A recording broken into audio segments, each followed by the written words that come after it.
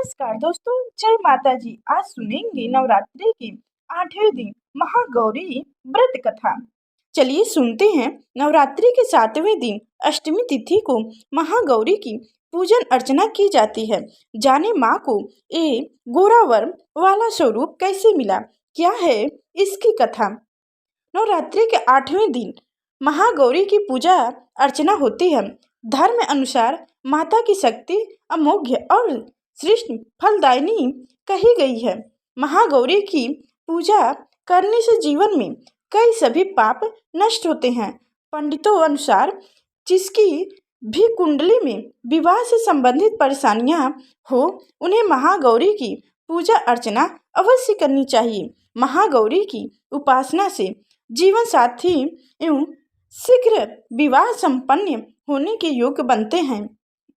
कुंवारी कन्याओं को अष्टमी का व्रत करने से मनचाहा जीवन साथी मिलता है। ऐसी मान्यता है कि महागौरी की पूजा अर्चना करने से माता अपने भक्तों पर जीवन भर अपनी दया दृष्टि बनाए रखती हैं। यदि किसी की विवाह में विलंब हो रही हो तो वह महागौरी की पूजा आराधना उसकी यह समस्या तुरंत दूर हो सकती है।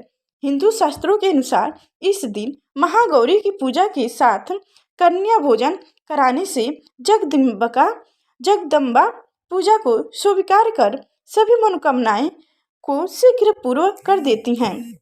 शास्त्रों में नवरात्रि की अष्टमी पूजा का विधान बहुत महत्व है। अब सुनते हैं माँ महागौरी की पारिवारिक कथा। माँ दुर्गा के 8वें स्वरूप महागौरी को लेकर दो पारिवारिक कथा काफी प्रचलित है। पहली पारिवारिक कथा के अनुसार पर्वत राजा हिमालय के घर जन्म लेने के बाद माँ पार्वती ने पति रूप में भगवान शिव को प्राप्त करने के लिए कठोर तपस्या की थी। तपस्या करते समय माता हजारों वर्ष तक निराहार रही थी, जिसके कारण माता का शरीर काला पड़ गया था। साथ वही माता को कठोर तपस्या से प्रसन्न होकर भगवान शिव ने माँ पार्वती को पत्नी के रूप में स्वीकार किया और माता के शरीर को गंगा के पवित्र जल से धोकर अत्यंत सुंदरता बना दिया। माता का स्वरूप गोरावर हो गया, जिसके बाद माता पार्वती के इस स्वरूप से महागौरी कहा गया। सुनेंगे दूसरा कथा। दूसरी पारिवारिक कथा। वही दूसरी पारिवारिक कथा के अनुसार काल रात्रि के स्वरूप में सभी राक्षसों को वध करने के बाद भोलेनाथ ने देवी पार्वती को माँ काली कहकर चिढ़ाया था।